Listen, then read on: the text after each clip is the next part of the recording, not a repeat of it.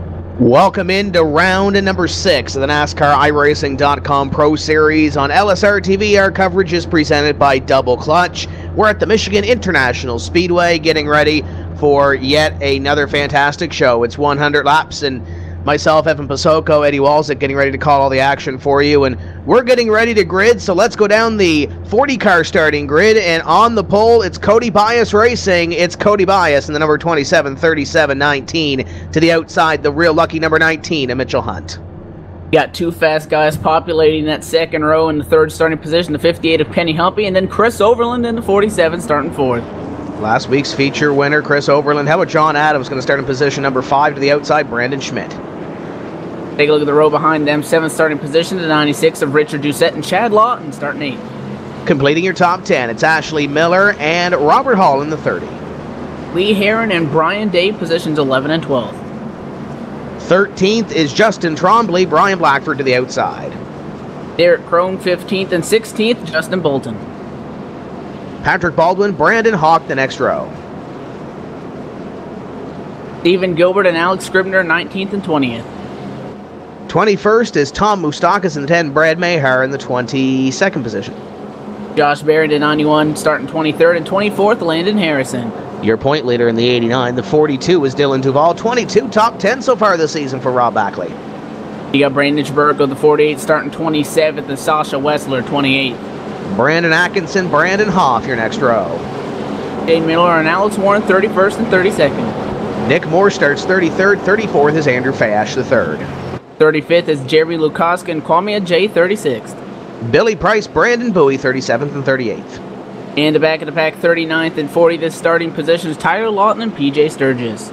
There's your 40-car field. The first racing Ford Mustang pace car is working through corner number 4. Very overcast day here at the Michigan Speedway. Could throw a curveball into these drivers setting up these race cars for 100 laps. Getting ready to see that pace car peel off in the field. Will be in command of Cody Bias in the number 27 as he gets ready to put the hammer down. Pace car off, 27 in command, and he is gone. Green flag flies for round number 6 at the Michigan International Speedway. Watch for Kenny Humpy in the 58. Another strong run there last week, Evan. Once again, could not close the deal. We'll see what happens with the NRT Servers number 58 as he goes to the inside of Overland. He's got that inside spot on the 47. Overland going to drop back, and it's looking like the 3 of Brandon Schmidt's going to get around him as well. So Chris Overland dropping back on the top lane, going to fall into 5th. But it's side by side up front now because Mitchell Hunt in a 19, he's not going to waste any time. He's on the inside now. The 27 of Bias going through 3 and 4, trying to make that lead spot work, going to P1. And he will do it. Watch the 58 of Kenny Humpy as he's on the back of the 27 of Cody Bias, and Overland now to the inside of the 3, or tried to get in there on Brandon Schmidt and could not get the deal done. Now the 27 to the inside again of the 19 of Mitchell Hunt for the lead position, side by side up in front as the 3, 47, and 84 occupy the inside line. It looks like that 58 of Kenny Humpy trying to make that outside work as the 3 has a slide off corner number 2. Brandon Schmidt, all but sideways, 45 degrees, hangs onto it. He's going to lose some spots, but he is not in the wall. So good piece of driving by Schmidt. He's going to try to get back up the speed here and fall back in line around that 7th spot. Meanwhile, Mitchell Hunt now trying to get a little bit of an insurance lead over that 27, now about 2 car lengths, this time by the front straightaway. Side by side behind them, though, you got the 58 machine on the top lane. That's Kenny Humpy. He's going to let that machine in front of him get around him. That's John Adams in the 84 rather. Adams currently sitting P4, the 58 of Humpy, trying to look for a run here off 2, and he's got it. Maybe look to the inside here going into 3. And Chad Lawton coming into the picture as well in the double clutch number 26. But you look at Kenny Humpy, actually that's Lawton's teammate in front of him, and Humpy's been, we've seen it all season. He's a hard-nosed racer. He doesn't give a whole lot of room, but that's the way there's some drivers do race, and more often than not, at least this season, it's ended up with Humpy in the pit area, in the garage area prior to the finish of these races. And you saw it there with he and John Adams going at it. Now Adams stuck to the outside as the 47 of Overland tried to get underneath there, but Adams going to maintain that position. But Humpy is one of those drivers that do not give an inch as a caution flag will fly for the first time this evening on lap 4. Trouble on the racetrack, going to put us under our first caution of the night. Take a look, the 22 machine is Rob Ackley. He has some heavy front end damage and major damage to that engine. Taking a look at what happened. This was going into turn 1. They were flirting with some 3 wide, and it looks like the 04 machine on the bottom maybe came up and cut off the 48, Jeremy Lukaska. Maybe not anticipating the 22 to be there, so figured, hey, the 48 can move up a bit. Chaburko, knowing the 22 was there, kind of tried to hold off for that, but all those 3 cars made contact, and the 48 car, major incident. Traberko up and over the 22 machine that we mentioned. He had heavy contact. That was Rob Ackley. Looks like the 31 of Sasha Wessler got a piece of that as well. And that's a whole bunch of torn up race cars here nearly 4 laps into this thing, and under our first caution of the night. Yeah, I think you hit the nail on the head, Lukaska. I don't know if he didn't know the 48 was up there or not, but regardless, if you're that middle car and you think you can move up the racetrack a little bit, or that inside guy thinks you can move up the racetrack a little bit, he's still got that line. It's still his prerogative to run his own line. The 04 did not see the 48 there, or the spotter didn't see the 48 there. Whatever the case may be, you can blame it on a bunch of causes, I guess you can say. I feel bad for Rob Ackley, though, because Rob Ackley, innocent bystander in this thing, and the 22 car tore up front and back. And we talked about it coming in. When you include, or when you do not factor in the drop, these drivers, if you're joining us for the first time for our NASCAR iRacing Pro Series coverage presented by Double Clutch, these drivers have a 10-race series. They count their best 9 races towards the championship and towards getting in the top 20, or as recently announced, the top 30, to get in or gain entry to the NASCAR iRacing.com Series World Championship. Rob Ackley coming into this evening 9th when you do not factor in that drop. Ackley trying to get back to the series for the 2nd consecutive year. He was in there last season, had some tough races to start off the season, missed Daytona, and missed, I believe, the first 3 races of last season's NASCAR iRacing.com Series World Championship, and now Ackley down onto pit road here. This is definitely not going to help his chances at all getting back into the series. We had about a dozen or so guys come down pit road on this caution flag at the back of the field. And we'll see. We saw it last week, Evan. It came down to fuel strategy at the end of the race and pit strategy at the end of that event. So you never know. We might see a guy like Brian Blackford come out of here this evening and win this thing.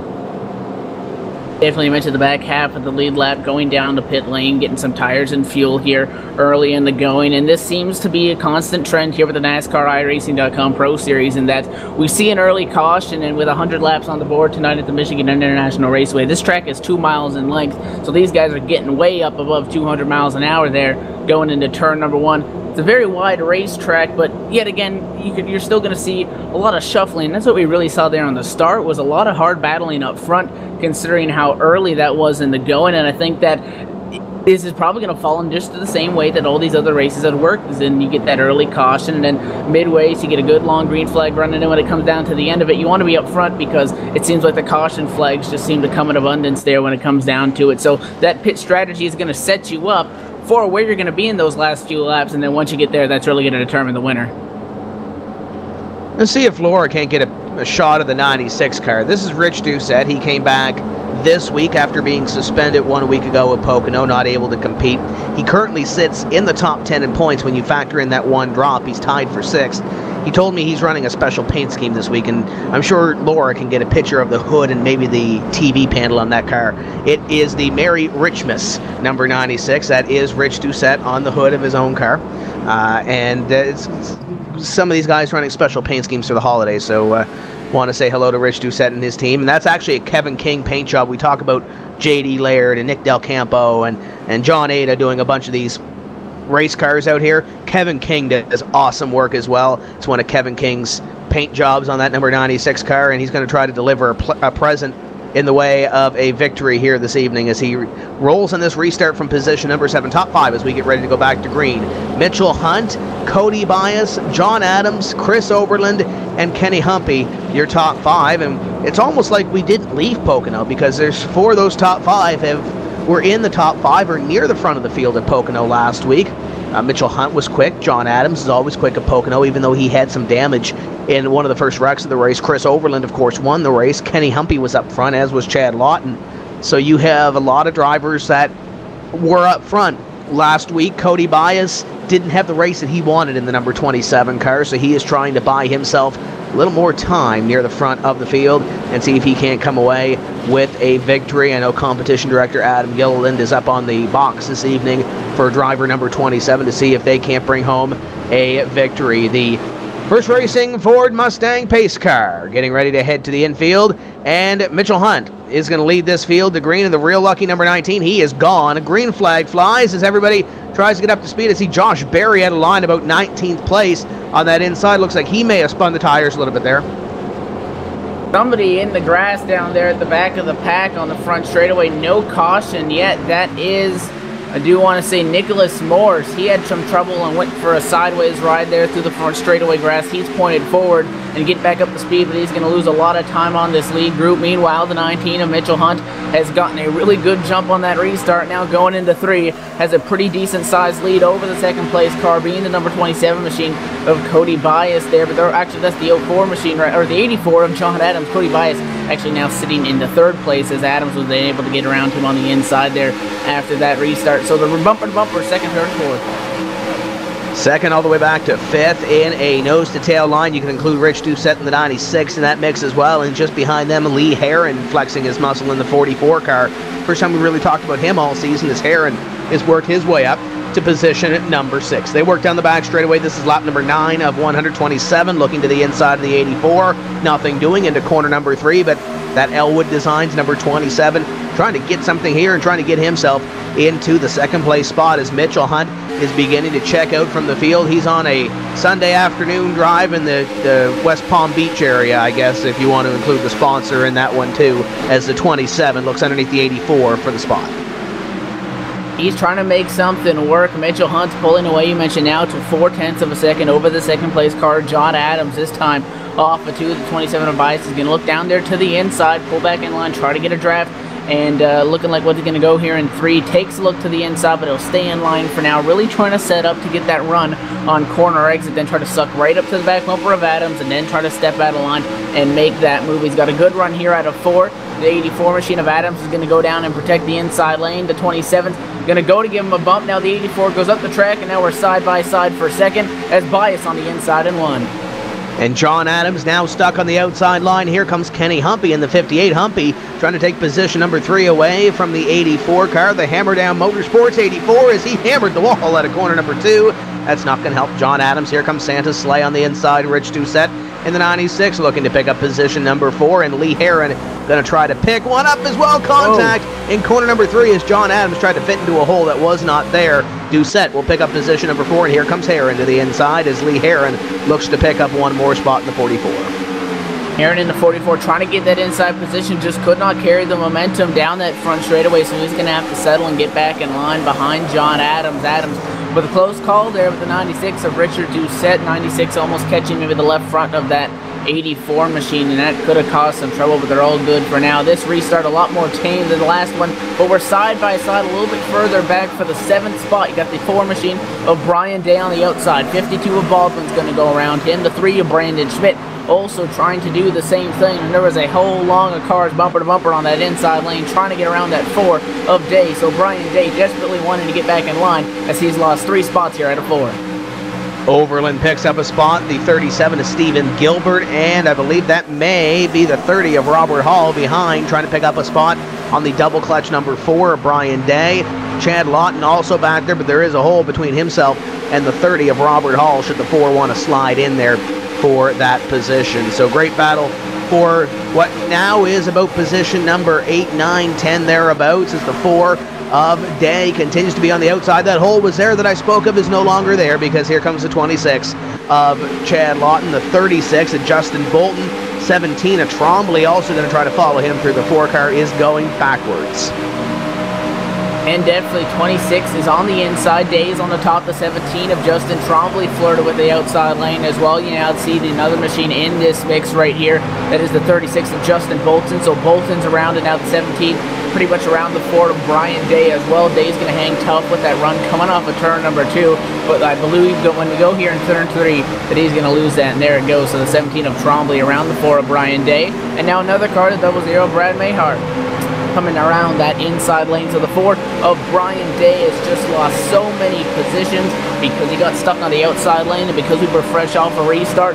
If they weren't double file, they were single file bumper to bumper, and they just freight trained him, and he lost a handful of spots. He now finds himself back there in 16th position, trying to gain his footing and maybe work back up through this pack. Well, keep in mind, it is very early in this race. We work lap number 15, and as we work lap number 15, the leaders are getting a little bit antsy up in front. 58 underneath the number 27 for second. going to be Kenny Humpy moving into the runner-up spot. And they had caught the 19 and Mitchell Hunt, and then they exchanged that position. And look how much momentum they lost in between those couple of exchanges. It was a quick exchange for a second, but look at the time that they lost. It was almost on the back bumper of the 19. Now it's about 4 lengths between himself and the second-place driver, but it looks like they will try to catch up to the back of the 19. I saw the 07 of Derek Crone coming off pit road, so it looks like he had an early pit stop. He's going to be at least 1 lap down in the 07.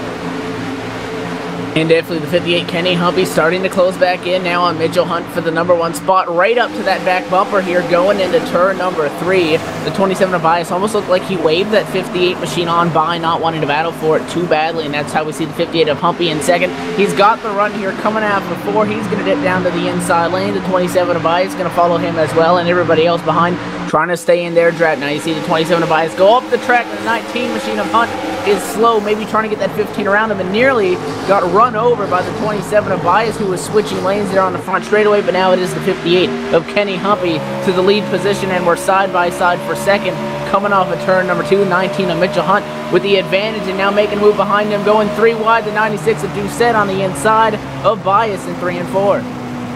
Here comes Doucette in the 96 to the inside of Cody Bias, side by side, as they will battle for position number 3. And watch John Adams. He's a real wild card in this mix. Is Adams going to go to the apron maybe? No, he's going to come back to the rear bumper of the number 96 of Rich Doucette, as Doucette tries to pick up the 3rd place spot on Cody Bias. Lee Heron also in this 4-car battle for position number 3 as they work through corner number 2.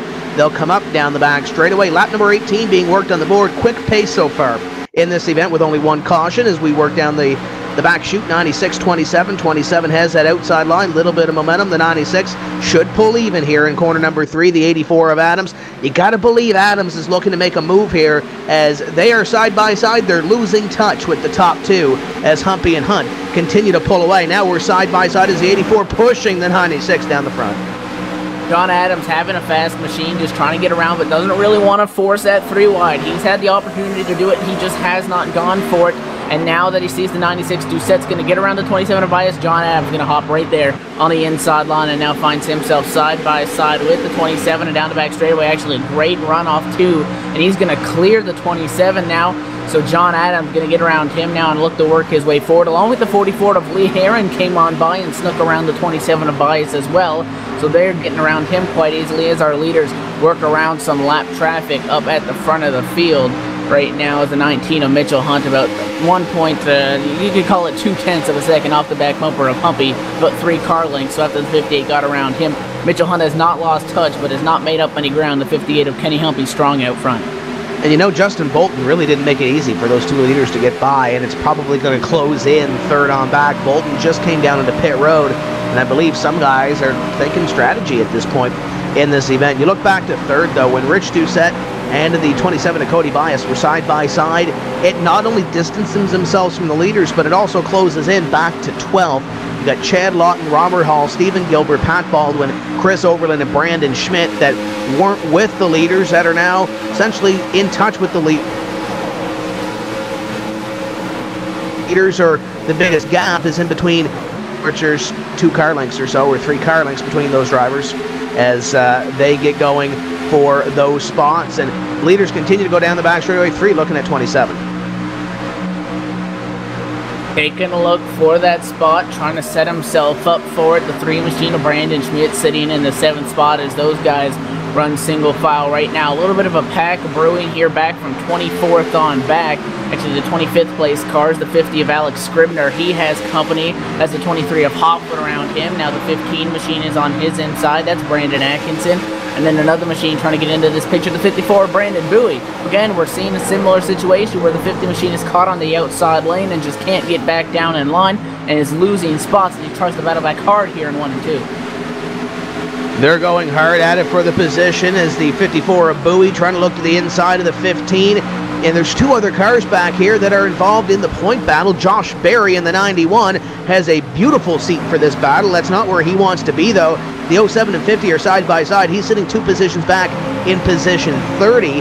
Landon Harrison, your point leaders, the 15 may have got the wall off corner number 4 in front of these guys, is sitting back there in position number 33. So 2 of your top point runners are running back outside of the top 30 as Crone in the 07, who is a lap down. He came down pit road a little bit earlier. He's trying to fight his way back closer to the front of the field. He is in the free pass spot, but Justin Bolton is trying to not be lapped up there, so Derek Crone knows he has to go.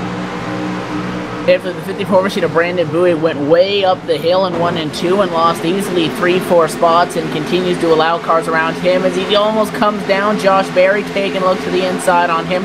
They're going to hang on to that for now. And a big crossover looking to the apron. The 31 thinks about blocking that. The 54 is there on the inside. Sasha Wessler now. The 54 going to get off the gas a little bit and pull back in line because you have Wessler up there in front, side by side with Atkinson in the 15 machine. Remember, we saw the one car get stuck up on the top lane. That was the 50 of Scribner. The 15 machine of Brandon Atkinson was one of those drivers that tried to assist to that freight train on the inside lane, and then he pushed up the track. And next thing you know, that the 15 and 50 switch positions, and now you're seeing Atkinson try to battle to get back down in line because he's losing spots. The 31 of Wessler clears him now, and now the 54 of Brandon Boo are going to go side by side this time by the stripe, with Brandon having the advantage. And now the 91 of Josh Berry going to look to take the move underneath Brandon Atkinson, and the number 89 of Landon Harrison, your point leader, also trying to get underneath there as the 15 and 54 nearly have a moment in front of 2 of your point leaders as they work down the back straightaway. We are 1/4 distance this time by across the stripe, 25 laps completed. And the report from the 89 car from Landon Harrison, the team says that it is running like soggy tater tots. You don't get soggy tater tots at Sonic though, but it is running like soggy tater tots right now in the 89 as he sees the battle in front of him, 15 and 54. 15 of Atkinson in the wall again this time, coming off of turn number 4. That's going to give the 54 of Bowie the advantage and allow him to clear him here going into turn number 1. The 91 of Josh Berry. Interesting, you noted that two of our top championship points leaders are found back here. This is 30th position on back. Josh Berry in the 91, and you have Landon Harrison in the 89 machine. Josh Berry in the 91, I don't think that he's really trying to get to the front too aggressively, maybe similar to what we saw up front with John Adams. The 91 has had the opportunity to go 2-3 wide, but he's seen that the guys in front of him are battling and really just does not want to get caught up in anything. However, you do see that he has some pretty major right quarter panel damage on that race car, so something to keep a note of how that may be handling his car. But I do think that he can get back through this traffic. He's just trying to play it safe now as we pass the quarter-way mark in this race as he tries to work his way forward. Maybe some pit strategy will help him out here later in the going. And see, that's what I think some of these drivers and some of these teams have caught off guard. And you see a guy like Justin Bolton or a guy like Derek Crone trying to play a little bit of pit strategy, thinking, hey, this race is going to go green for a little while. Let's play a little bit of that strategy, and then we'll be able to parlay that for track position up front a little bit later on and have a shot at, if not winning this thing, but maybe a top 5 or so. And we've seen that play out in some of these races, albeit last week had a lot of cautions at Pocono, and we saw LRM get up front and play that strategy. Guys like Chris Overland, guys like PJ Sturgis, Brandon Schmidt, they were up front at the end of the race when it counted, when the checkered flag flew. So it could very well be some guys playing a little bit of strategy back there. In the case of Josh Berry, I think he's hoping for a caution flag to tighten everything up, and then he can start going to the front of the field. Landon Harrison would be one of those other drivers back there that would be possibly looking for that strategy as well, because when you look at everybody else near the top of the point standings, or most of those guys at the top of the point standings, how about Chris Overland? He's sitting in 7th place right now, and he's looking to gain one more spot as the 3 is looking under the 84. This is for position number 5, as Schmidt under Adams, and he's got a whole host of other competitors behind him. Overland maybe making it 3 wide here. Overland in the 47, not going to make it happen, but you better believe Overland, he's come to play here in these last few races, and Overland looking for a Pro Series championship now. Definitely a serious contender in that he finds himself now side by side with Adams, coming off the corner, getting it up down all the way almost to that apron and down there, trying to get it. Adams having the advantage this time by the start-finish line, but Overland trying to make that work. The 3 machine of Brandon Schmidt has since cleared John Adams. and now you see the 47 of Overland start to gain that advantage on corner entry and get around him, and now you find 52 Patrick Baldwin on the inside of Adams as well. So it seems that if you're running in a group here where everybody's bumper to bumper, you do not want to be on the outside lane because you're going to lose a handful of spots. And that's why John Adams really wants to try to find a spot in line, but these guys are just too close together. He's not going to be able to do that. You see the 30 machine right here in this mix. That's Robert Hall. Hall's almost on the back bumper of the 52 machine. So if Baldwin were to clear Adams, the 30's already down there on the inside, and then you also have the 27 of Bias right there as well. Then you have a little bit of a gap back to Chad Lawton. Lawton sitting in 7th. So if Adams can't find a spot in line here and he has to wait till the 27 clears him as well, he's going to lose about 4 or 5 spots and drop to the outside of the top 10. And that's the product of some of this racing we've been seeing here this evening. I don't know if a top line's going to come in at any point in this event. We've seen a couple of guys go to the outside line, and it's worked for some drivers for a couple of laps. It might work for a possible late race run, but right now it's not looking good for guys like John Adams, who fell back, and another driver just behind him who had the same fate a few laps ago, Cody Bias, in the number 27, runs in position number 10 right now, just behind John Adams in the number 84, and just behind them, it's Chad Lawton looking to pick up a couple spots. So these guys continue to work around position number 10. It continues to be Kenny Humpy out in front by about 6 car lengths. Rich Doucette has caught the number 19 of Mitchell Hunt. That's for position number 2, albeit there is a car length or so between those two drivers. Lee Heron and Brandon Schmidt complete your top 5. What a run for Lee Heron as well in the 44. Great run for the 44 early in this event, and we are about 1/3 of the way through this race.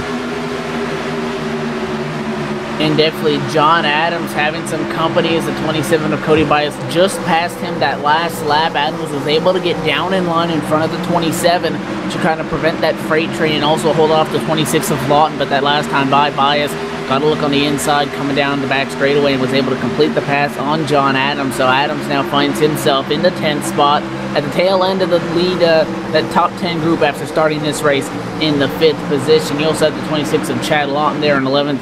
Chad started in the, I do believe it is the 8th position, so a lot of these guys hanging out here. But another thing to keep a note on, Tim, we keep talking about it, is these guys that are hyping the points running at the back of this pack, maybe doing that strategy. So we're going to have to see as that progresses throughout this race. Is taking a look, we are at the 1/3 mark in this race, so once we get these green flag laps going, the race really flies by, and that's when this pit strategy can come into play. You also mentioned at the top of the broadcast about how very overcast conditions here at MIS, Michigan International Speedway, very humid and very hot temperatures. Something that makes this Pro Series kind of unique is the fact that the weather settings are different per race, so that's something that these guys have to try to plan for in their setups. You have to wonder, maybe have some of these guys maybe just gone wrong on that end of the stick and don't have the strongest car that they were hoping for, depending on what they were expecting here.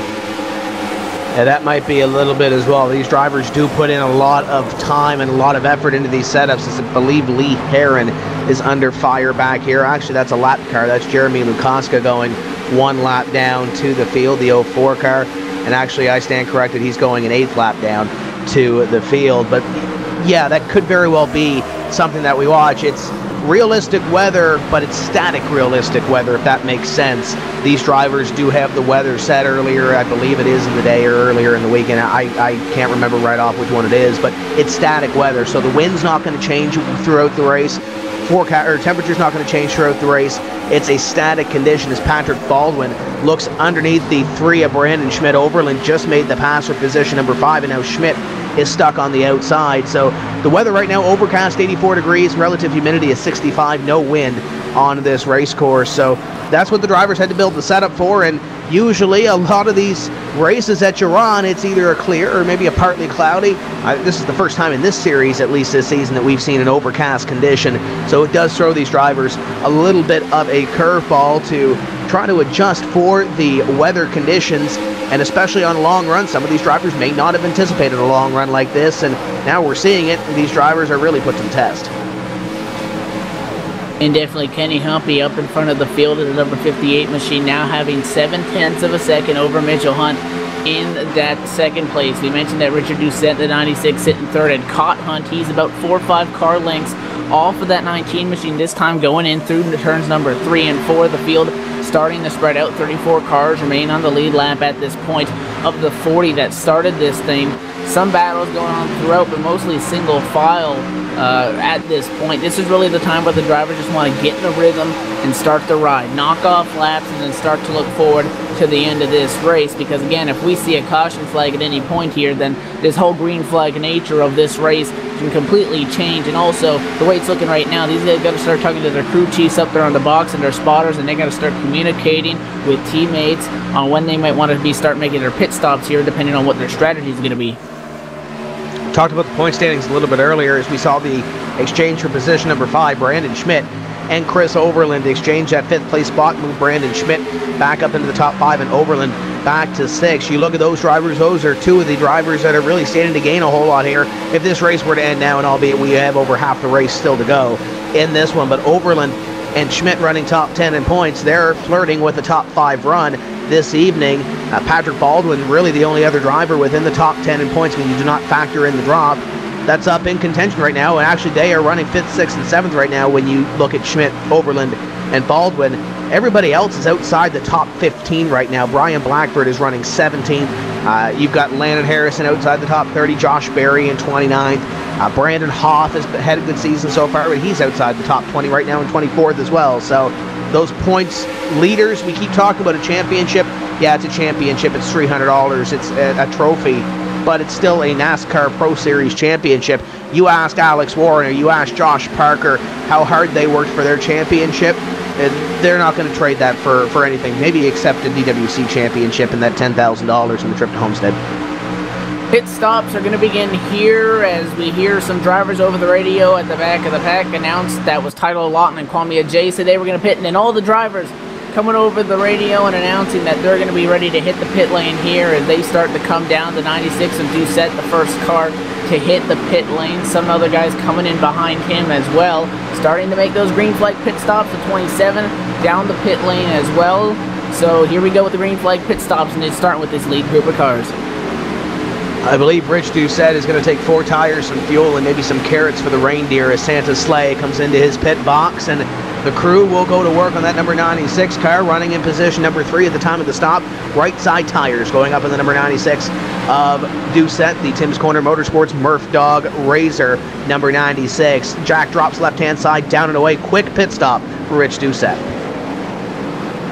Definitely everybody continuing to cycle on through here as the green flag pit stops start to progress quickly, and there was no real talk about it, but we knew that that moment was coming. And then as soon as those guys mentioned on the radio that they were going to come down and hit the pit lane, everybody else came down, and now you see your race leaders come down as well. Kenny Humpy in the 58 machine going to come and enter his pit stall as the 19 going to enter right in front of him, and that is the 19 machine, none other than Mitchell Hunt. 58 having a little bit of advantage over the 19 as they came down to the pit lane. We're going to see how big that is as they exit. Good stop by the 58 Mitchell Hunt with a solid one as well, trying to make up some time, but since they're so close to the end of the pit lane, a good run off is going to be for Kenny Humpy right now, sitting P13. As we continue to cycle things through, it's now being shown as the 44 of Lee Heron sitting right now P1. Yeah, quick pit stops for your top 3. Brandon Schmidt in the 3, a top 5 car is down on pit road. The unique LRM number 3 going to head to the attention of his crew. He's got the double clutch 26 of Chad Lawton just behind him, couple stalls behind, as Lee Heron continues to lead this thing. The Blue Ridge Ford Fusion, we expect him down on pit road momentarily as we work lap number 43, and Heron is going to slow down and come down onto pit road. He gets turned by Patrick Baldwin in the 52. Baldwin is out in the grass. Heavy damage to him. He's not going to get on pit road, but Lee Heron, oh boy, he is going to be very disappointed in the Blue Ridge tire, number 44, as he gets it right in the right direction. I believe we're still green, aren't we? No caution flag on the track. The 52 of Baldwin, not sure if he was going to be able to make it down the pit lane. He came in hot. He missed that pit lane, so he's going to get back out on the racetrack and try to get back up the speed. But nonetheless, a very, very tough incident for Lee Heron because he's in the pit lane, but he has to get that damage fixed, and he goes from P1 and is going to lose a lot of time here on the pit lane getting those repairs done to the race car or what he wants to get done. And because that happened off the racing surface, now is Heron leaving his pit box as the team maybe just patches up that back of the race machine there, being his 44. Just rear end damage, maybe nothing internally. The team just putting some bare bond on that thing. He's going to leave the pit lane. He's going to lose a lot of time, but because that was not on the racing surface, again, no caution, and a very strange incident there heading down the pit lane. Robert Hall was scored as your leader the last time by. He is now down on pit road for 4 tires and fuel. It's the GX Gaming and .com number 42 of Dylan Duval being scored as your leader right now, with PJ Sturgis and Brandon Hawk scored as your top 3, as Duval will bypass pit road this time by, as will Sturgis and Brandon Hawk. Tom Moustakas, Brandon Hoff your top 5, and you have to believe Brandon Hoff is hoping for those top 4 to peel off in front of him, because he's looking to gain another bonus point. Brandon Hoff sits 3rd in the standings without the drop, 5th with the drop in the point standings. So Hoff is he's looking to pick up every point that he can. Watch that number 23 as he tries to maybe extend the fuel a little bit longer than everybody else. Yeah, definitely taking a look right now. The guy sitting in the top 5 and the scoring is going to update this time as we work our way off of turn number 4. Coming to take lap 47 of 100, so the halfway point approaching quickly here at MIS. Dylan Duval P1, P2 is PJ Sturgis, Brandon Hawk in 3rd, Tom Moustakas 4th, and Brandon Huff in 5th. Dylan Duval in the 42 machine started this race 25th. Before the green flag pit stop started, found himself around the 15th position, so has been slowly making his way through the field and maybe trying to play against some strategy, staying out a little bit longer than these guys to maybe get some extra time. You got to take a look at his lead, and maybe when he comes down to get those tires, he has just over a half of a second lead on the car sitting in 2nd. That's the 57 of PJ Sturgis. So again, strategy continuing to go out here at the green flag pit stops. Begin to slow down, and we're just waiting on a couple more drivers to come down, as now you see the 89 machine of Landon Harrison.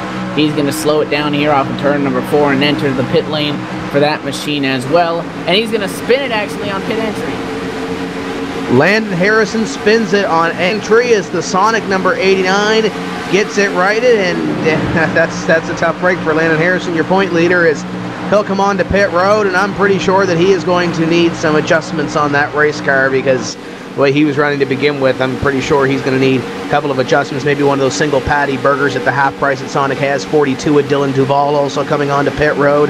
At the opposite end, Dylan gets on safely. He's going to bring Josh Berry and one more car, that may be Hoff in the 23, also coming on to pit road. So 3 drivers coming on to pit road here will hand the lead to PJ Sturgis.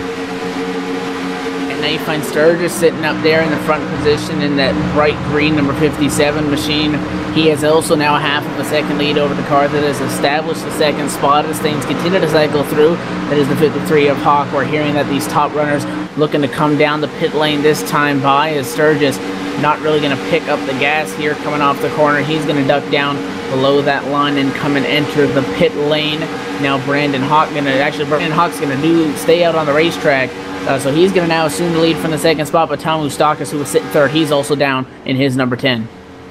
I could be wrong, but these drivers pitted under the first yellow flag at about lap 5 or 6. At least some of these drivers at the back of the field. Next time by, we're halfway. That means there's about 45 or 44 laps on the fuel.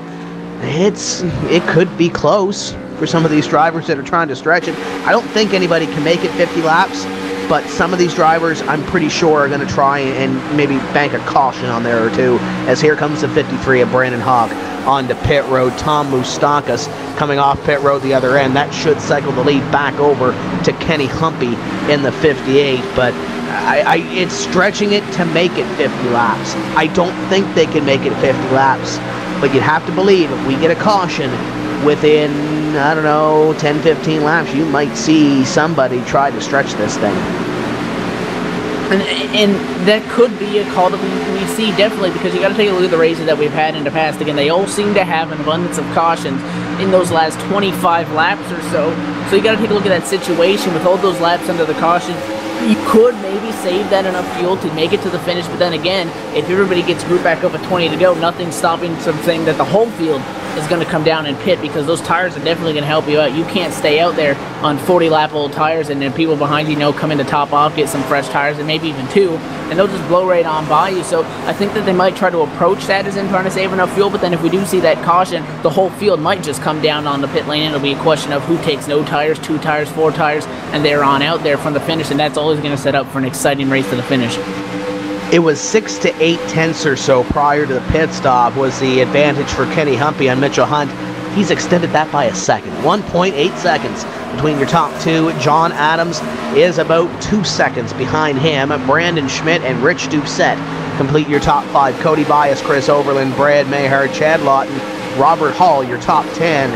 So it looks like the same top 10 before, once you include the 00 car, but some of these drivers are in different places at this point compared to where they were prior to the pit stop. And you look at the top 12, it was just a couple of seconds or so between your top 12 or so, with all those guys battling and mixing up positions. It's 7.5 between your top 10 right now, as Alex Warren picks up a spot on Justin Trombley, 82, around the 17, to move him into position number 11 in the core pipe, 82. And definitely, and this could come as a sigh of relief to some guys. They've been begging for some green flag racing like this all season long up until this point. Again, tonight's race is the 6th one, so we passed the halfway point in this last week after racing at Pocono, Michigan, a very wide racetrack. So this is what they've been looking for. These drivers have been looking for a green flag run, and now we're going to see who can capitalize on that for sure. And it was Kenny Humpy getting the best thing coming off of the pit lane, beating Mitchell Hunt obviously down the pit lane after having that little bit of an advantage. But a great stop for him in the 58, and that's why we see him out here at a 2-second advantage and starting to pick off more time and extend that lead between P1 and 2 also. So Kenny Humpy's doing pretty good here, sitting at the #1 spot in the 58 machine, as he's starting to, make up some more time. Mitchell Hunt nearly caught the wall there coming off of 4, but other than that, the 58 machine, we're just trying to set sail here and hope that this thing goes green for a long time. And looking back through the field, we have 36 drivers still in the lead lap. Keep in mind that we had 40 start this race. We have 2 drivers out of the race. Jeremy Lukaska, heavy damage from that first incident. He is 7 laps down. And then we have Landon Harrison, your point leader, is sitting 1 lap behind the pace in the free pass spot should we get a caution, but that could change very quickly because Shane Miller in the number 71 is directly in front of your leader, about a half straightaway or so. So Landon's got to get pedaling in order to keep that free pass spot, or there needs to be a caution in, let's say, the next 2 laps or so, because Humpy is going to inhale this number 71 of Shane Miller. Last lap, Iowa's a 38.99 for Miller to a 38.62 for Kenny Humpy, so 0.3 of a second quicker each lap for the NRT servers, number 58 of Kenny Humpy, really picking it up and laying it down here in this stretch of the race. He's already added a half second since the last time we talked about the advantage between the top 2. Mitchell Hunt is now 2.3 seconds behind Kenny Humpy for the lead position, and falling back a little bit into the clutches of John Adams, but Adams has his hands full with the 3 of Brandon Schmidt behind him and the 96 of Rich Doucette behind him. So it looks like the closest battle on the racetrack right now is 3rd, 4th, and 5th as we come across the stripe. 56 laps of the 100 completed.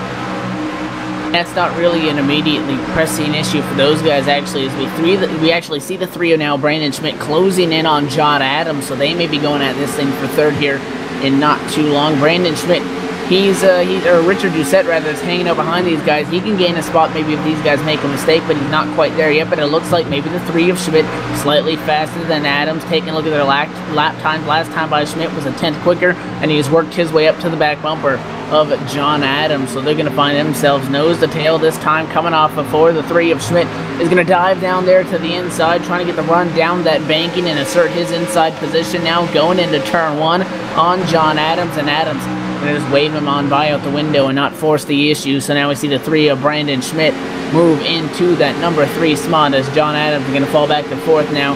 Still staying on the back bumper. The 3 might try to battle back here down the back straightaway. Just going to get right up on the back bumper and give him a push. I think he knows that the 3 of Schmidt just slightly faster than him. Talk about fast again. Kenny Humpy now 2.5 seconds over Mitchell Hunt. That 58 machine is dominating there up front. And it's great to see after the first couple of races of the season, Kenny was a little bit aggressive on those first couple laps, and we mentioned Kenny Humpy is an aggressive driver first 2 laps of the race, and 2 of those first 3 races he ends up in the fence after running up front, and then he ran up front last week, and then issues happened that didn't get Humpy the finish that he wanted to. So it's been an up and down season for Kenny Humpy. Yes, he's been running up front. Yes, he's had decent setups. Actually, the whole team's been running decent this evening, and I talked to Chad Lawton earlier, and Chad said they really didn't know where they stood in this race. 26, 96, the 42 with Dylan Duval, if you want to include him in there, and Kenny Humpy. They weren't really sure where they stood They did a lot of testing, but still that weather was kind of that big question mark, throwing them off a little bit. Dylan Duval is running the worst of the 4 in 20th place. And when you look at those 4 cars, there's a lot of good competition in this series. To have your 4 cars running in the top 20, pretty good day if you ask me. And 3 of those cars are running within the top 9 right now, with Humpy leading, Rich Doucette in 5th, and Chad Lawton in the double clutch 26 running in 9th. And it's about to be 4th for Rich Doucette as the 96 moves past the 84 to put him into position number 4 as we will complete 60 laps. This time by, we got 40 to go at the stripe. And again, John Adams just going to wave Richard Doucette gone behind the number 56 machine as the 84 of Adams maybe not as quick. He's gone from 3rd to 5th these last few laps. He hasn't really put up a fight to try to get back around these guys at 3 and the 96. I think he knows that they're just a little bit faster than him.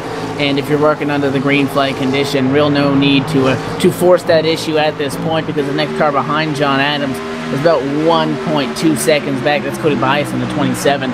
He is sitting in the 6th spot after everything cycles out. 33 cars are going to be on the lead lap. First car 1 lap down is the 89 machine of Landon Harrison, again having some trouble with that race car, sitting P34. Actually, now Shane Miller's going to lose a lap in the 71, so now Shane Miller in that lucky dog position if we were to see a caution. But the green flag continuing to stay out here at the Michigan International Speedway, and that's what Kenny Humpy likes to see. It's now 2.8 seconds on Mitchell Hunt. Mitchell Hunt then has about 1.8 seconds or so back to Schmidt in 3rd, so things really getting spread out here at MIS.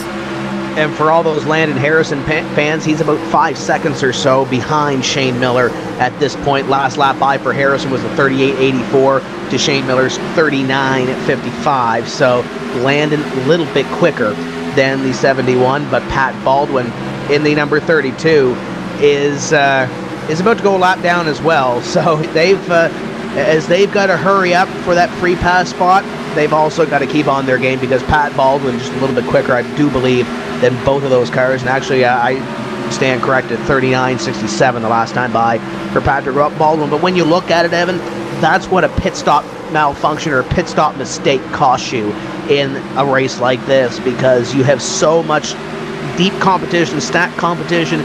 These drivers, and especially in this series, albeit these drivers are some of the top drivers on this iRacing service, they've had some races where there has been a lot of cautions in this event. I think we've had 1 race this season, maybe 2 out of the first 5 that have had green flag pit stops. These drivers really, I don't think they've really practiced a whole lot of green flag pit stops. It comes natural to some of them, as Pat Baldwin in the 52 about to go 1 more lap down, as he was involved in a pit stop melee on the green flag pit stops. But a lot of these drivers really don't look at that as something to see, at least in the first 5 races of this series. And you saw a couple of those drivers have a faux pas on that first round of green flag pit stops. Definitely, and you got to go back to the incident that we saw there with the 44 of Lee Heron and the other machine coming in behind him, coming in hot and heavy. That was the 52 machine also that actually got into him. We saw that incident on the pit lane. That was Patrick Baldwin. That comes down to how aggressive did you want to be on the pit lane, coming down the pit road and getting down the speed. We saw some drivers spin, headed down the pit lane because they got in too hot, locked up those brakes and split her down. So the 44 to Perrin took maybe a little bit of an eased approach, got run over, evidently by the 52 machine. But that's where tenths are won and lost. Tenths are won and lost getting into your pit stall, not overshooting it, stopping on the right marks, and then getting up through the gears and getting back out on the racetrack efficiently. And you talk about tenths of a second, it doesn't seem like a lot, but you lose a tenth on pit lane, that could translate to about half a second on the racetrack when it comes back to getting up to speed. But Kenny Humpy, nonetheless, I think has shown right now that he's stronger than the 19 of Mitchell Hunt, because remember, he came out of the pit lane about 2 seconds or so in front of him, and now it's just been extended to pretty much 3 seconds now over Mitchell Hunt. So, I mean, the 58 of Kenny Humpy last time by ran at 38.760. Mitchell Hunt at 38.766, so a pretty strong run for Mitchell Hunt. But Kenny Humpy has pretty much been quicker than him every single lap since those green flag pit stops. 3 and 96 about to get busy for position number 3, as Rich Doucette has reeled in the Last Row Motorsports number 3 of Brandon Schmidt. John Adams is still playing along in position number 5, and about a second or so back is Cody Bias in the number 27 car. But this is the closest battle near the front of the field.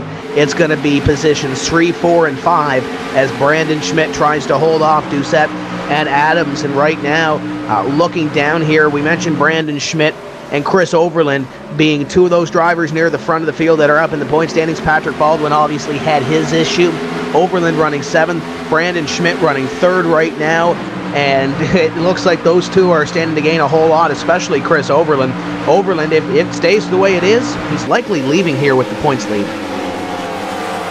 He's doing a solid job right now. Last week's winner currently sitting in the 7th position. Taking a look in front of him, he does have that 27 of Cody Bias in reach, so he could try to challenge for that position. Robert Hall in the 30, also not too far off of his back bumper. Taking a look, we are approaching the 2/3 mark in this race here. Actually, we just passed that about 2 laps ago. So again, down the downhill side of things here at the Michigan International Speedway. This track, very unique, 2 miles in length. These guys are going fast in excess of about 212 miles an hour minimum going into turn number 1. This track obviously very big, very fast. The weather could be playing a trick into some of these guys' setups. You mentioned that we're not going to have any fluctuating, wind or temperature, humidity during the race, but it's definitely a different race to race, and that could throw a curveball into these guys' setups, and that's why you can really tell the difference in a race like this where we see something different with the overcast and the high humidity, for example, that the guys that really put a big effort into making their pro setups, because they can run, and if they're running an A fixed race, it's going to be a completely different set just because they're just not going to act the same. And then some of these guys just don't have the time really to devote into making that setup, so they'll just take the fixed set and do little tweaks to it, and maybe it's not just going to work out in these weather conditions, or vice versa. If you have a guy that really puts a lot of work into it and misjudges and it just does not work in these conditions, then that could hurt him as well. So we are going to step away here now and set up for what could be the final green flag pit stops and the run to the finish. You are watching the NASCAR iRacing.com Pro Series. Our coverage on LSRTV is presented by Double Clutch. Don't go away.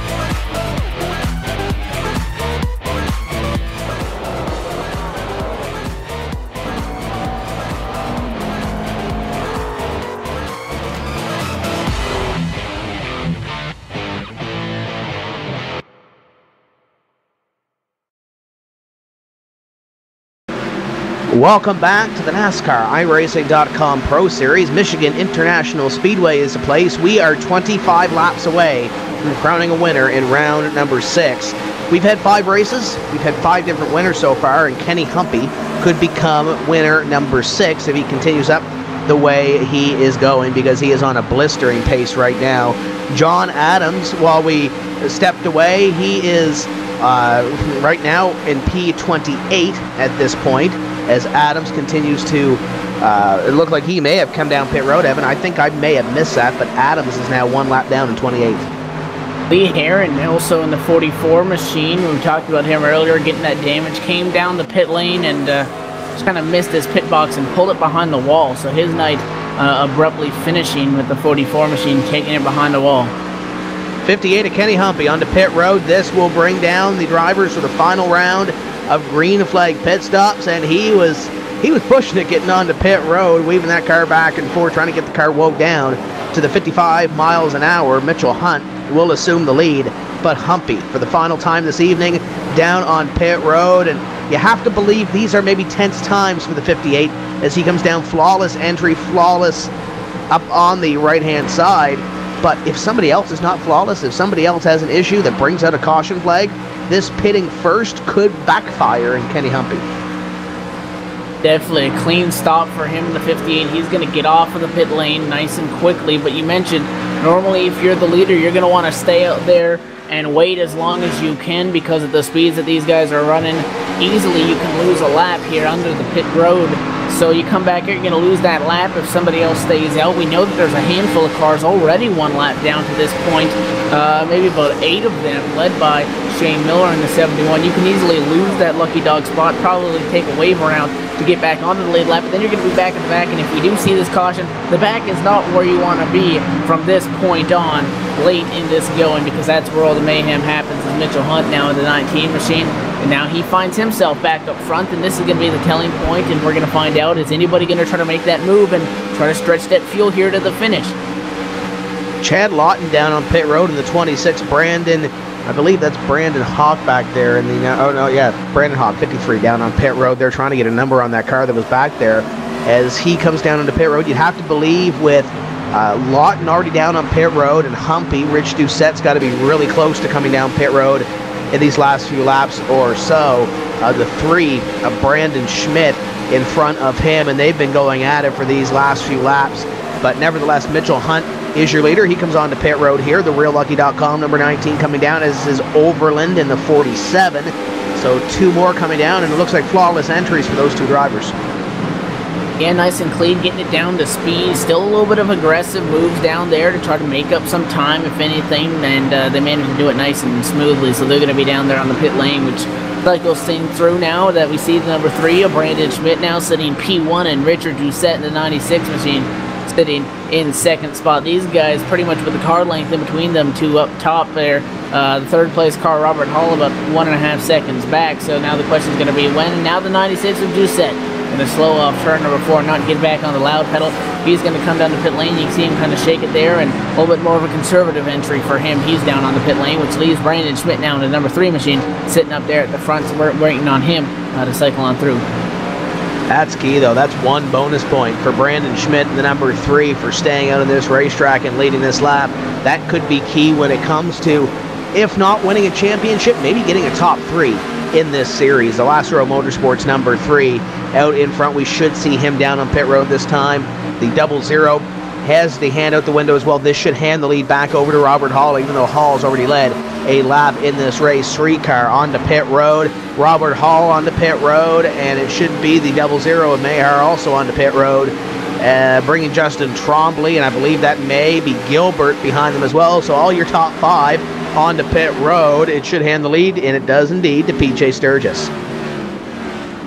Definitely. Now we see PJ Sturgis again in a 57. After everything cycles through, he's going to find himself P1. He's one of the guys that could be possibly trying to stretch that fuel. However, take a look the way this thing is shaking out. I don't see a caution coming here, and again, possibilities are endless here. Remember, if we do see a caution, no green, white checkers, so the number 1 spot is oh so important. However, I don't think the 57 machine is going to be able to hang on there if we don't get a caution, at least one of them.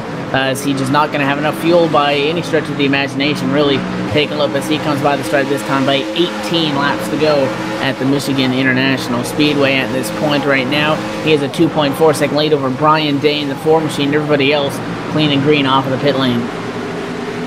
You would think that PJ Sturgis would be hoping for a caution flag, because if that does happen, he could come down onto pit road, and all these drivers that are 1 lap down would have to receive the wave around, and he would get track position. But there's 28 drivers in the lead lap right now.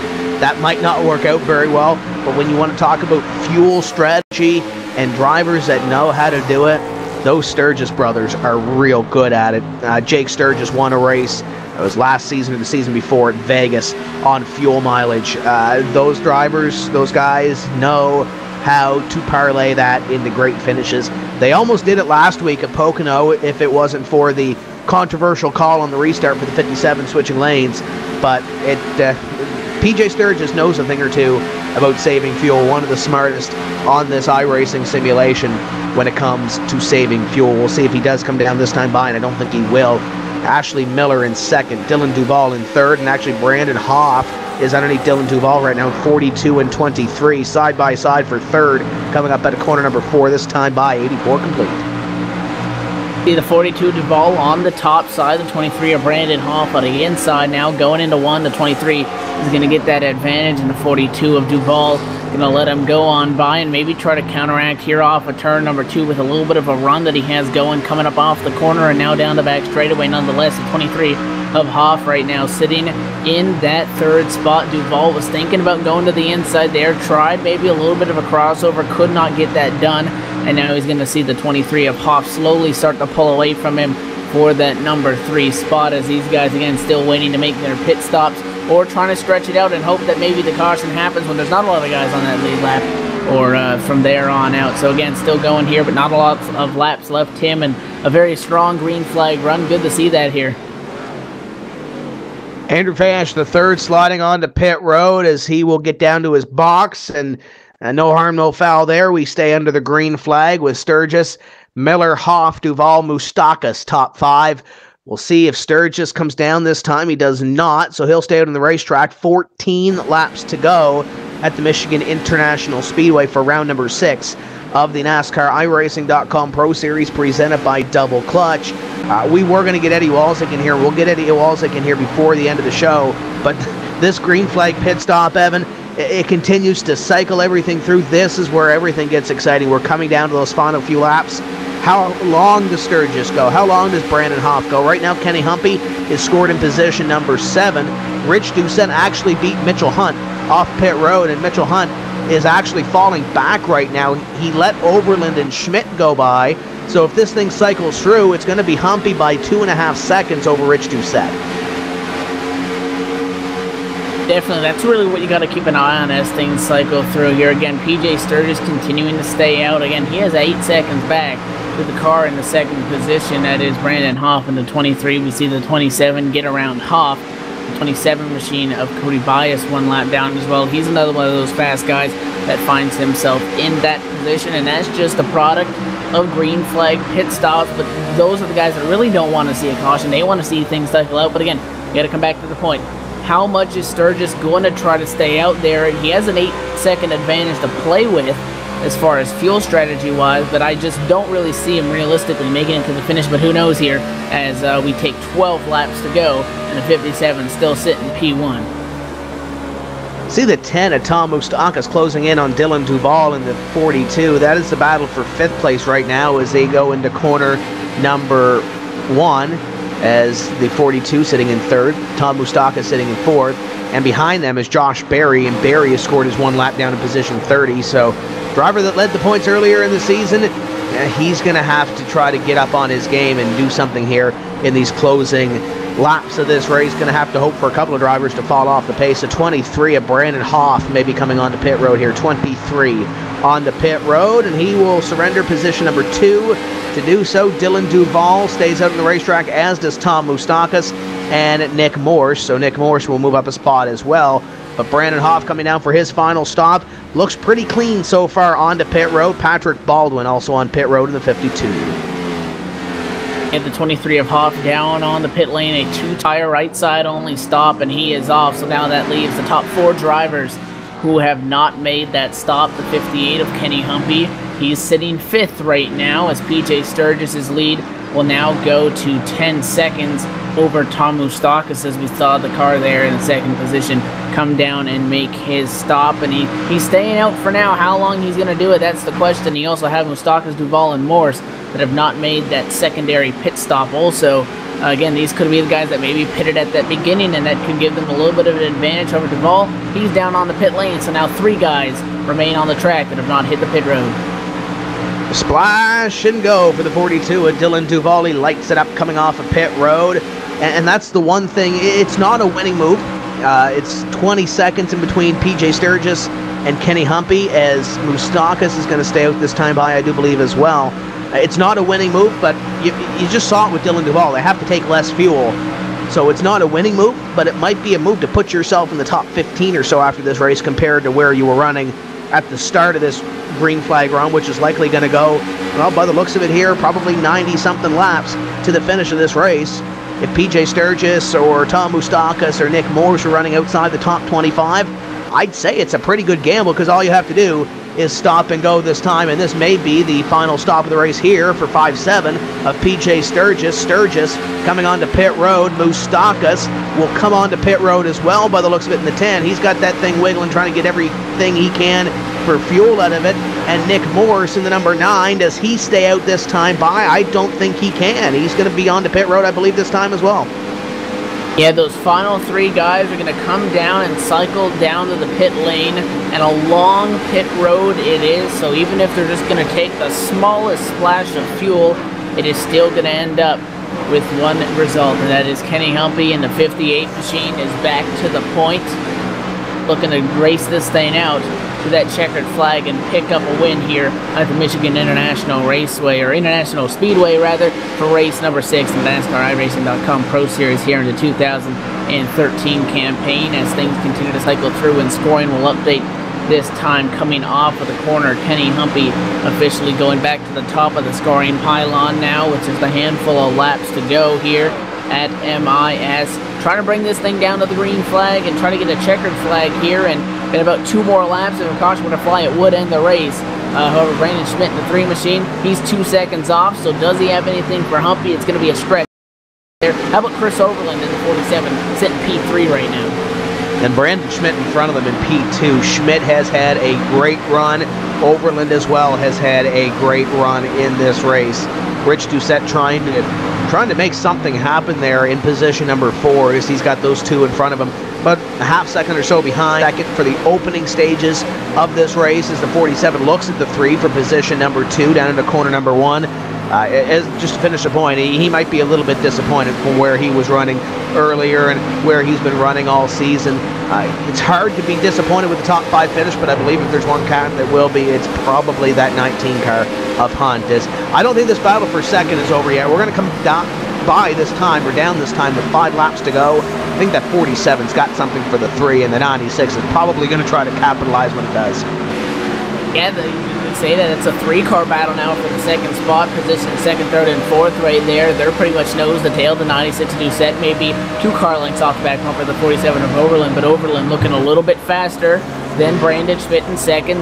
These guys really have no chance of catching Kenny Humpy, or they'd have to be making up significant time at this point. Kenny Humpy extending his lead now to 2.2 seconds. So these guys are going to go at it for a second. I can guarantee you that Chris Overland won't mind an extra point or 2 here when it's all said and done. Looking to leave tonight as your points championship leader out of Michigan right now. However, he now finds 96 of Doucette on his back bumper, and maybe looking to get around him before he can get to the 3 of Schmidt.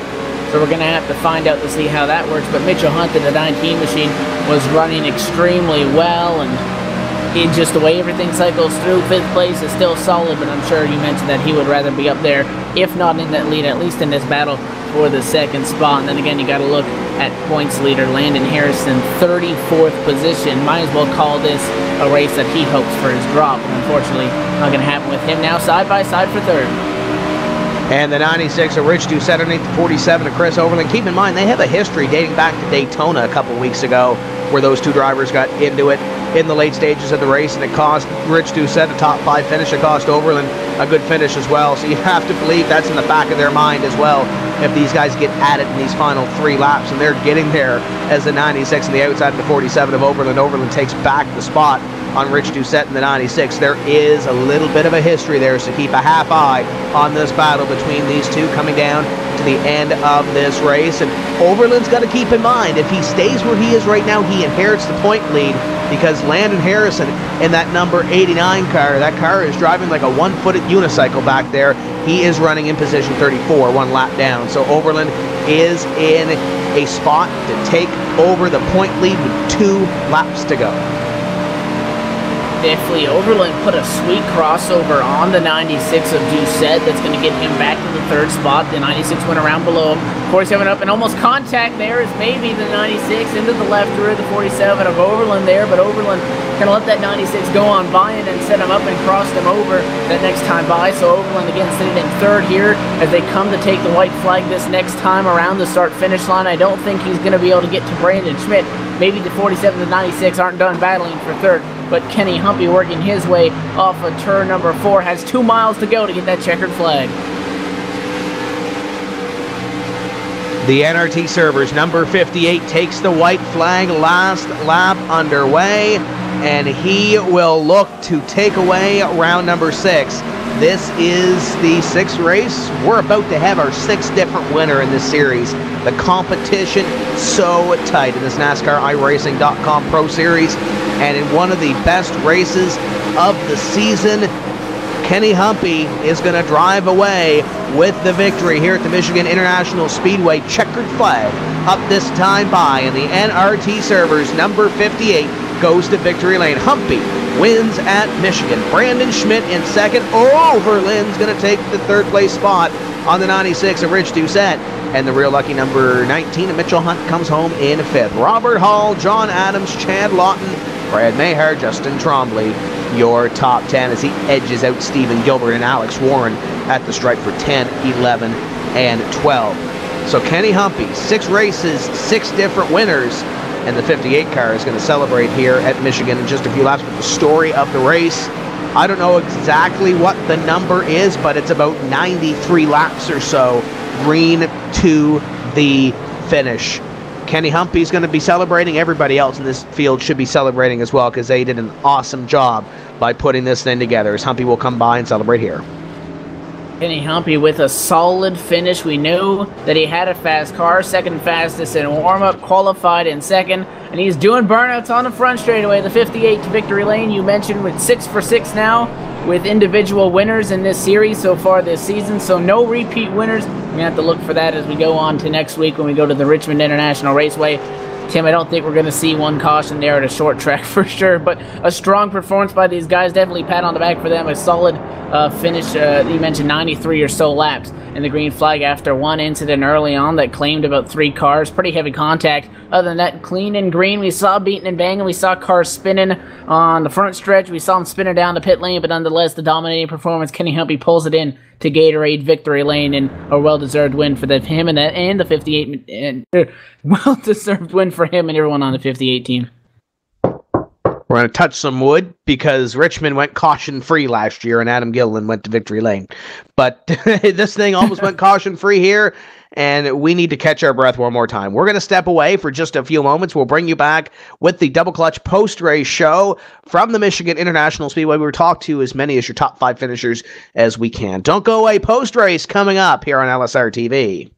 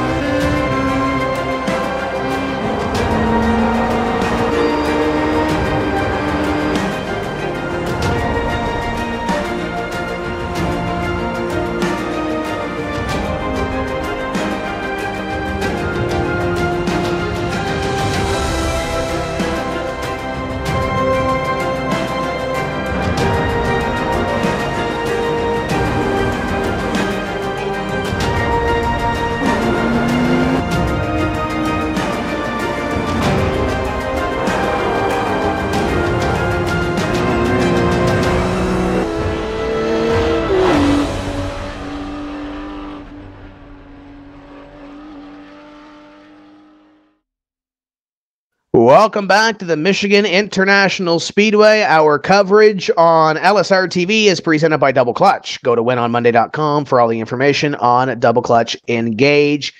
Kenny Humpy is your winner this evening. Brandon Schmidt comes home in second. Overland, Doucette, and Hunt, your top five, with Robert Hall, John Adams, Chad Lawton, Brad Maher, Justin Trombley, your top 10. We are going trackside to Victory Lane. 6 races, 6 different winners. Kenny Humpy continues the trend down with Evan Pasoko. And definitely climbing out of the number 58 machine, covered in Gatorade and confetti. Kenny Humpy going to Victory Lane tonight at Michigan International Speedway. Kenny, for the first time this season, we saw a long green flag run. How were you able to capitalize that and get to this spot? Yeah, it has been a pretty long season there, but we finally got a pretty good race in tonight.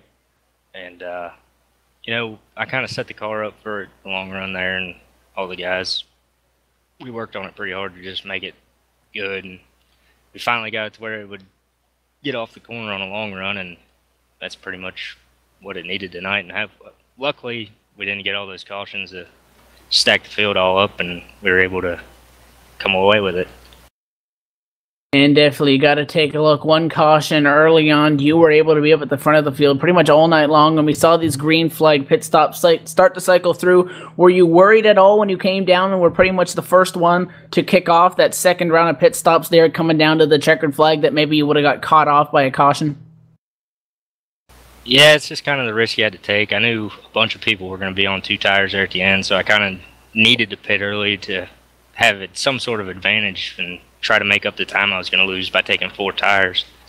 But the field was pretty stretched out by the time we went down pit road, so I figured it's worth the risk. So fortunately it paid off for us, but you never know in these races when the cautions are going to come out, and we just got lucky with that one. Definitely, much like last week when we were at Pocono, Michigan, a track that really has no other tracks like it here in this series, a 10-race schedule here with the 2013 NASCAR iRacing.com Pro Series. Very fast track in excess of 213 miles an hour, going down there into turn number 1, a very wide racetrack. What do you like about this track that was able to get you to Victory Lane? You know, it's a fun challenge because the way the iRacing has it, you know, they got it to where the grooves are a little different there, and you kind of got to play around with it, but you can also kind of run a different line to change the car up if you need it to. But once you get it dialed in, it's just a fun place to race. It's big, it's wide, like you said, it's fast, and it's a pretty good track to be able to put on a good show for everybody. And I think, well, I don't know how good of a show it was, but I liked it. I'm sure the drivers enjoyed the green flag running for sure. Looking forward to next week. We go to the Richmond International Raceway. Tim was talking about last year. That went caution-free. What are you looking forward to in that race, and how do you think that's going to shake out? I don't expect it to go caution-free this year, but I don't know. Crazier things have happened. Hopefully we do get them long runs because it would make it fun, but I don't know. I'm looking for mayhem there, but that's just me. Survival of the fittest. Laura's got a nice shot up at that sharp-looking number 58 machine down there in that front straightaway in Victory Lane. Any sponsors, shout-outs you want to throw out there? Yeah, I got to say thanks to NRT Game Servers. It's been a long time since I've been able to thank them guys for being on board and finally getting the chance to do that and getting them the win here. It was awesome. Inside SimRacing.tv, they do a lot for the community and everything. So I'm glad to have them on the car. And also got to thank the team, Rich, Kevin, Dylan Duvall, and Chad Lawton. All them guys over there do a lot to make this happen, so got to appreciate all their help. And definitely, well, congratulations. You made it the 6th straight first-time winner this season so far, and we're looking forward for you maybe trying to get that second one next week. Thanks, guys. You guys do an awesome job, too. Thank you. Tim, that's going to do it down here from Gatorade Victory Lane. I do believe you're caught up with our second-place finisher, the 3 of Brandon Schmidt. And Brandon Schmidt comes home in position number 2, and after the longest green flag run of the season in 2 rounds of pit stops, you find yourself battling with Chris Overland and Rich Doucette at the finish. Walk us through that little battle that really lasted the whole green flag run. Yeah, we had a really good car. Chris kind of fell asleep or something at the wheel there on that second restart, and I dropped back from, I think, 6th to 10th or something like that. And with it going green the whole way, it was just a lot of time to make up on Kenny. He's so fast and always running really, really smooth the laps. And I tried my hardest to catch them, and a couple times almost put it in the fence, but end of the race, I can't be mad with second place. And looking at this race, with the way the first 5 races have unfolded, did you anticipate this race going 80, 90 laps, caution-free to the finish? I was kind of up in the air about it. Michigan usually puts on some pretty good racing, and it's usually clean compared to everywhere else. I did expect it to come down to fuel mileage, and I was just waiting for that caution to come out when we were about 5 or 6 out of our window there, but it didn't. And this is what the pro races should be all about, and giving a lot of respect and a lot of room on the track, and knowing it's a long race and plenty of time to get them back.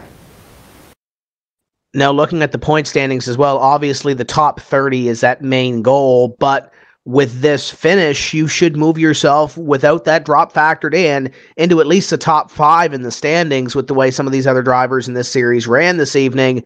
What are you looking at for points? Obviously, we mentioned locking yourself into the NASCAR iRacing.com Series World Championship is a big goal, but where else? What other goals do you have in these last 4 races? Well, like you said, the top 30, but really the top 20 is the ultimate goal. So you don't have to worry about qualifying in for those last 3 spots. Anything, if I finish 6th or if I finish 20th, I don't care. Obviously, I'd like to go into the last couple of races knowing I have a really good shot at clinching and being in the Drivers' World Championship next season. And yeah, I mean, anything like that is extra credit afterwards. Top 5 in points would be great, and I just can't help to think what could have been. Texas run 5th with 6 or 7 to go and getting dumped, and I could definitely be up in the championship battle right now. We have 1 race to go, and then we have a 2-week break. How important is Richmond going to be to give yourself a little bit of momentum heading into the holiday break to set up for those final 3 races? Richmond is going to be really crucial. It's one of my worst tracks on here behind New Hampshire, and if I can come away with the top 15 there, that would be great. It wouldn't be a great finish by any means, but it would certainly be really a pretty good finish for me by my standards at Richmond. I can never keep the right rear tire on it there, so the break will be nice, but I don't want to go into the break having a DNF or a 30th place finish. You got some fantastic sponsors on this car, and you also have a great crew and a great team backing you up each week. Who makes it happen for you? Yeah, all the guys at Last Row Motorsports. Joey Brown, he's phenomenal with these setups and everything. Dylan Schmidt of Unique Science and Designs with a sponsorship, along with Randy Collins of GunnerProSR.com. They offer a lot of support and encouragement, and it's really good to have them on the car. And that's Brandon Schmidt coming home in position number 2. Great run for the number 3, and I believe Evan is down with the driver that Brandon said fell asleep at the wheel on the restart. It's Chris Overland. And that's right. We're down here on the pit lane with the driver of the 47, Chris. I'm going to assume the points championship lead out of tonight's race in your 47 machine. Backing up a win with a top 3 finish is pretty good. How'd you feel about the green flag racing tonight? Well, I almost thought I blew it for everybody there. And for the record, Brandon, I didn't fall asleep at the wheel. It was a miss. Honestly, it was a brain fart by me. I was trying to let the people on TeamSpeak know when the leader was going, so everybody got a good restart. And I shifted way too early, and just everybody went around me. And I'm glad Nim didn't black flag Chad for going to the outside of me there, because that was really bad. But car was good when it was in high gear. Definitely, you got to take a look at tonight's race. So different from all the others. Last week, obviously, you got your win when we were at Pocono, and it came down to same old song and dance that we've seen all season long, and that is trying to stay up front at those cautions there at the end and hang on to the spot and end up getting the win there. Tonight, again, very different. We saw an incident early on in the going, and then clean and green for the most part. You talked about that close call on the restart. What importance does qualifying, you qualified 4th, what kind of importance does that bring at a track like Michigan, especially when we're going to run this many laps on a green? Oh, it's definitely one of the most important things. Qualifying is key, and Joey Brown taught me that. Joey Brown, you always see him in the front in World Championship races, and a lot of my teammates aren't having the best of runs lately, and they're the ones who aren't starting in near the front, and they can't get out of the middle of the pack, and they're forced to make moves that put them into bad situations. And I think that's the way half the field is, because I mean, there's not very many people who put effort into qualifying. I can think of a few off the top of my head: Kenny Humpy, Brad Mahar, Cody Bias, Chad Lawton. The people you see starting up front each week, they're the ones who are running up front in the races, and I think that's something that people need to look at. But our qualifying lap was really good. I came off 4 and I had a pole lap. Just got a little scared there. I got close to the wall. I had to back out of the throttle, and figured starting 4th would be better than starting 40th. So it turned out to be all right. Definitely makes your job a lot easier. Coming down there to the checkered flag, you were maybe trying to take a look and battle for that second spot. You were on the back bumper of Brandon there with a couple to go, and then you got some company with the 96 of Doucette. Doucette got around you, and you put a nice crossover on him. How did those last laps go down? Well, me and Brandon, I was going to just get up there, race Brandon, and go as hard as I could to get Kenny. But Kenny, I don't know if he hit the wall or something, but we just started gaining on him really quickly. And I figured racing Brandon and potentially taking away a shot at us to race for the win there would have been the worst idea ever from a teammate standpoint, especially given the way he raced me at Pocono. So I cut Brandon a break, and Doucette decided it was time to go. And I mean, I know me and Doucette, we don't see eye to eye, but man, there is some of the best racing I've ever had racing around him. And granted, sometimes we piss each other off. I mean, we're making a show for the fans, so I can't really hate him on that. He's a simulation racer, and he's racing. So I mean, there's nothing I can say that would degrade him. He's a great racer. So all in all, man, when we get green flag racing, this series is amazing, and I'd like to see more of that.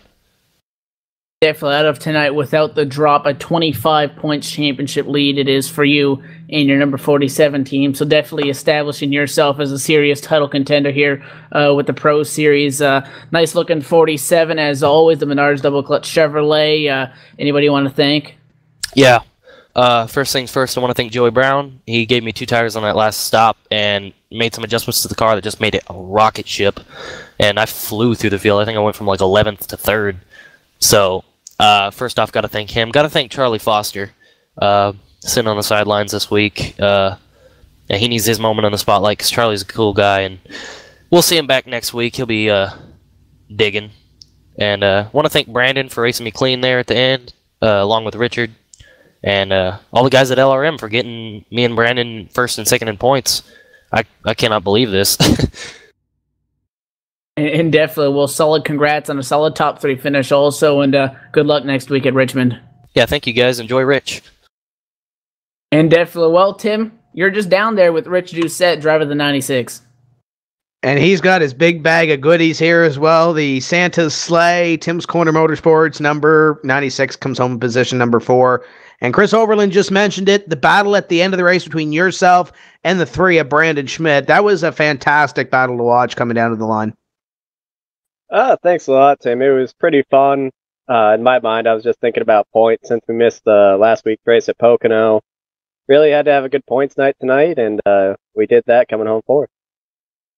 And coming back into this series after the week off, we talked about you and Chris Overland going back and forth at Daytona, then having that off week there.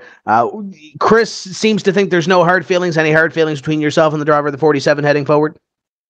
No, there's no hard feelings. It's tough to have too many hard feelings in this series because, as you know, with the incident system, if you wreck too many times, you got to sit out a week. So try to keep it clean, and if there are any hard feelings, just bury them down, and 90-something laps green flag. Did you anticipate that, and was that in the back of your mind when you guys were testing earlier in the week?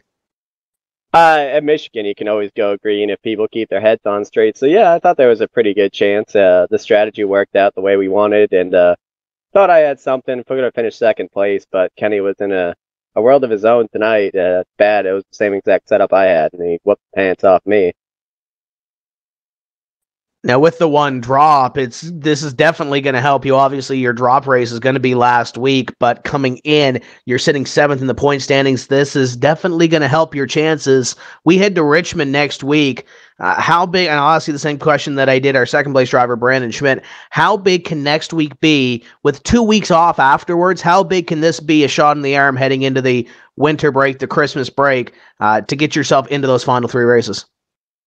The thing about Richmond, it can go one of two ways. Last season in pro, I believe we went the whole race caution free, but I've seen races there that have been really bad. I'm expecting a race of attrition. Really got to get top fives in every race for here on out to have a shot at the championship.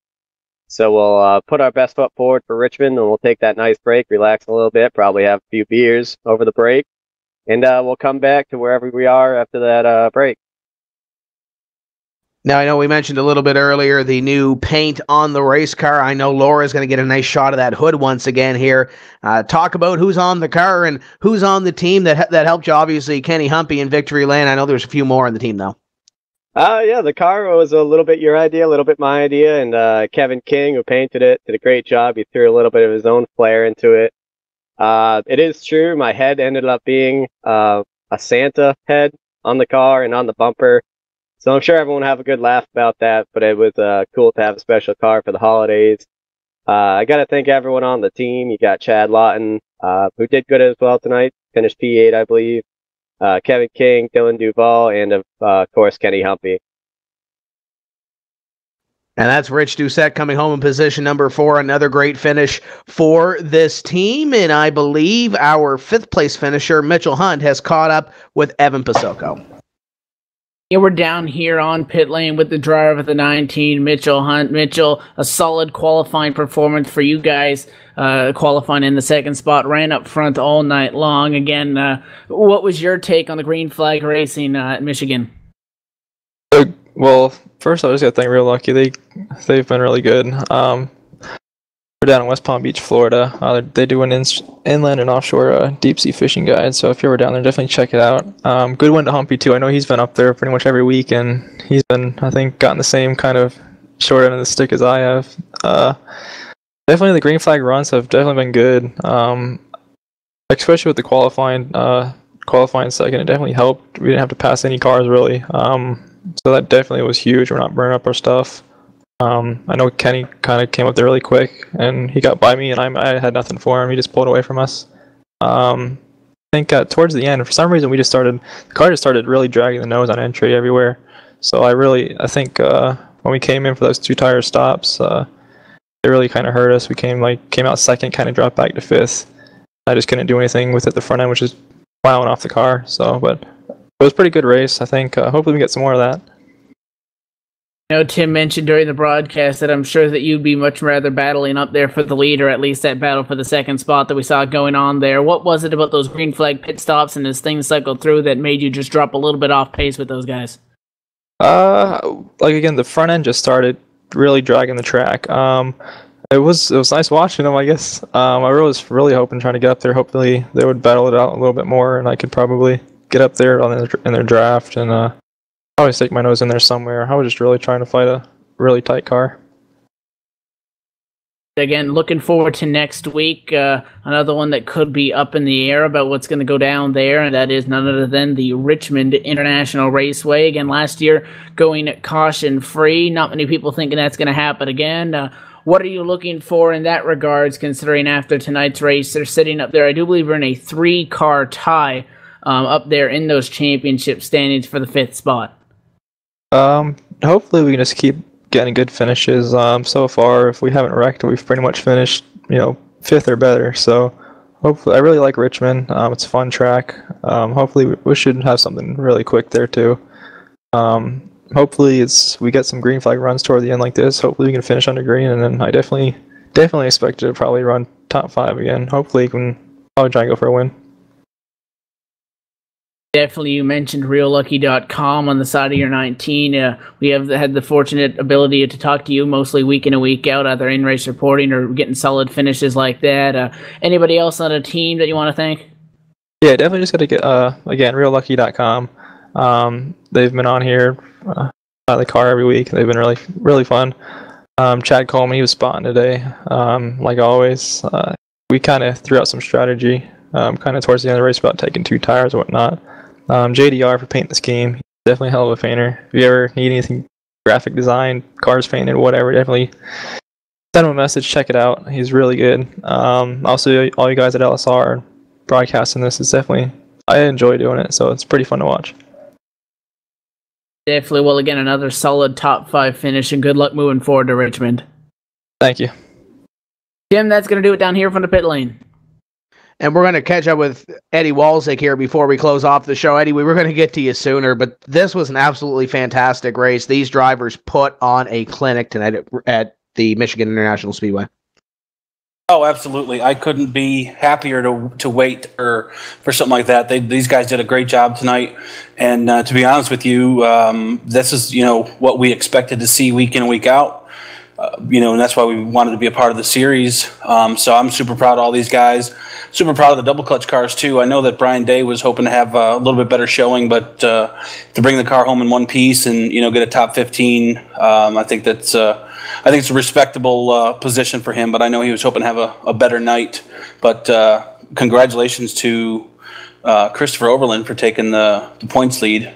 Super proud of those guys, the work that they put in, and the effort that they put into put a good show on, as well as make us look good. So I'm appreciative of that. The reason that I wanted to jump on the broadcast here tonight, we've been working real hard with we announced it in the beginning of the season. We had a show planned around a radio show with some industry insiders called Win on Monday, and we had a contest planned around that, and we had some challenges outside of our control in kicking that off, but we've been working really hard the last couple of weeks to kind of make that up, so at least the drivers who are anticipating a contest weren't shortchanged. So I'm happy to announce, I can't get details right now, but we just before the broadcast we came to terms with some folks who are going to give us an opportunity to get these guys in real race cars in the spring of 2014.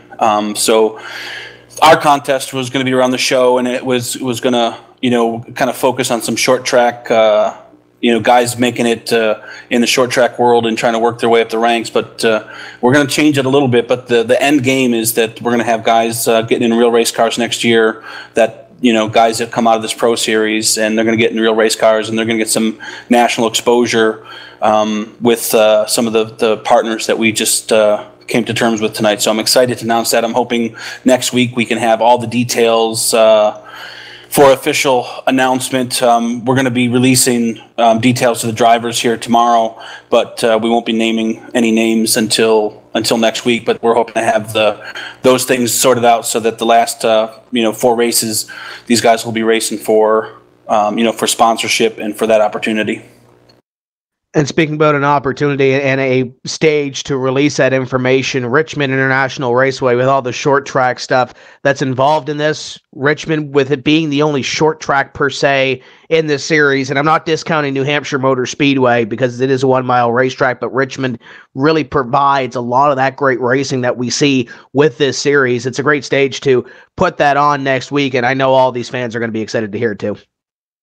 I hadn't even thought about that. That's I literally at 8 o'clock, whatever it was, we got off the phone, and we've been back and forth, and we really kind of beat the trees, if you will, trying to get this deal done. I hadn't even thought about that. I'm actually excited to realize that we'll be able to announce this at Richmond. I know we've got a big announcement coming up for our sprint car guys this Saturday at PRI in Indianapolis, and actually, it's probably one of the biggest things that we've ever been a part of. One of the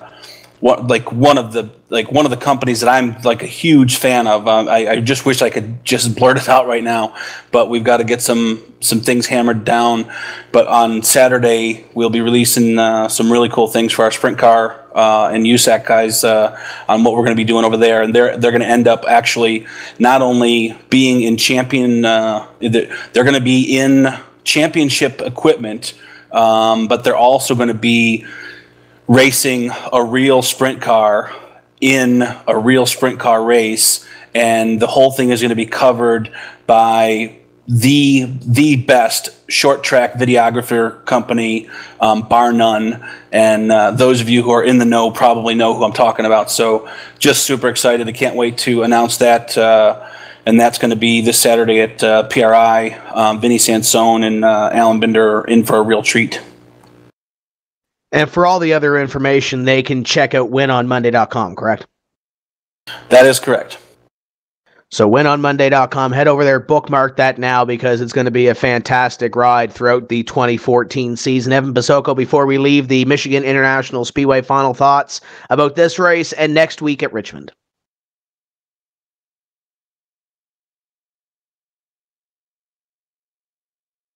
Evan Pasoko has his microphone unplugged, I guess, so we'll leave We're that here. as it is. I Oh, was there he having is. some trouble with it. We're back. Okay, well, final thoughts. It was a good race. I mean, you know, it seems like last week I was thinking maybe we'd get some more green flag racing in, and it was the same old song and dance. So then this week I'm like, it might be the same thing. And we saw great green flag racing. That's exactly what you want to see out of this. And he mentioned maybe if it wasn't the most entertaining race throughout the broadcast and everything, it was exciting racing and it was good racing by these guys. He mentioned a great job by these guys to keep it green for an excess of some odd 93 laps. And Richmond will be fun next week. As we mentioned last year, 200 laps caution-free, won by Adam Gilliland. There might be a few cautions here, but then again, the series last year had the same momentum, had the same patterns. It could very well surprise us. We'll have to see. Next week is the final race prior to the winter break, and then once we hit January, Watkins Glen, New Hampshire Motor Speedway, and the Charlotte Motor Speedway to close off this NASCAR iRacing.com Pro Series. Our coverage on LSRTV presented by Double Clutch. Tune in tomorrow evening on the Maritime iRacing League. They're going to finish off their season at Concord for the Patterson Sales and Service 150, also presented by Double Clutch on that one as well. So come on back and watch some great short track racing as the Maritime iRacing League Late Model Super Series closes off their 2013 fall campaign. That's going to do it for us here on LSR TV. So for Laura Lawson, Eddie Walczyk, and Evan Pasoko, my name is Tim Terry. We'll see you next week when we say, let's go racing from the Richmond International Raceway. Keep the hammer down, and we'll see you at the track.